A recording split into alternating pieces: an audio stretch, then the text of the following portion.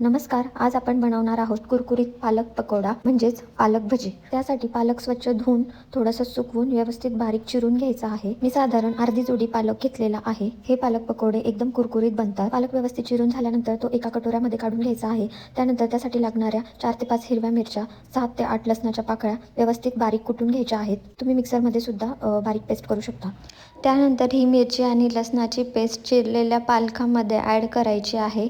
त्यानंतर त्यामध्ये हळद टाकून थोडं बेसन टाकून पाणी न टाकता एकदा व्यवस्थित सर्व मिक्स करून घ्यायचं आहे. हे सर्व व्यवस्थित मिक्स झाल्यानंतर त्यामध्ये थोडंसं पाणी ॲड करायचं आहे आणि त्याची भज्यांना जशी कन्सिस्टन्सी लागते तशी तयार करून घ्यायची आहे. मी यासाठी साधारण 2 वाटी बेसन वापरलेलं आहे आणि अर्धा कप पाणी.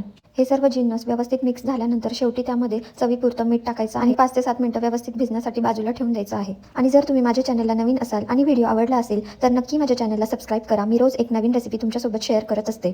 तुमचं एक सबस्क्रिप्शन माझ्यासाठी खूप महत्त्वाचं आहे. त्यानंतर पालक भजी तळण्यासाठी तेल गरम करायचं आहे. त्यानंतर गरम तेलामध्ये एक करून पालक भजी सोडायचे आहे आणि ते सोडल्यानंतर लगेच त्यामध्ये चमचा टाकायचा नाही. 10 ते 12 सेकंद व्यवस्थित ते तेलामध्ये गरम होऊ द्यायचे आहे. त्यानंतर चमच्याने हलवून सोनेरी रंग येईपर्यंत तळून घ्यायचे आहेत आणि या प्रकारे पालक पकोडा म्हणजे पालकाचे भजी तयार आहे. पालक पकोडा बनवण्याची ही एक वेगळी पद्धत आहे. ही नक्की तुम्ही ट्राय करा. हे पालक पकोडे तुम्ही सॉस सोबत सुद्धा एन्जॉय करू शकतात. व्हिडिओ शेवटपर्यंत पाहिला त्याबद्दल खूप खूप धन्यवाद आणि चॅनलला नक्की सबस्क्राईब करा. भेटूया उद्या एका नवीन रेसिपी सोबत.